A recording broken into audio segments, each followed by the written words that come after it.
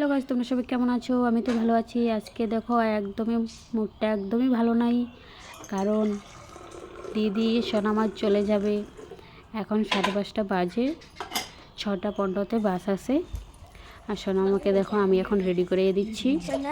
সোনামা প্যাম্পাস পরবে না, তার জন্যই এগুলো করতেছে। ওইদিকে মনা রেডি হচ্ছে, দিদিও রেডি হয়ে গেছে, চলে যাবে।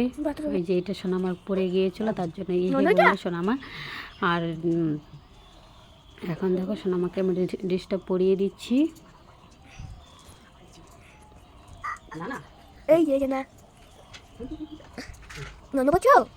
আমাদের বাইরে একদম খালি হয়ে যাবে, অনেক দিন হয়েছে আসলো, পাক্কা 2 মাস হয়েছিল। দিদি সোনামা আমাদের বাড়িতেই ছিল, এখন চলে যাবে।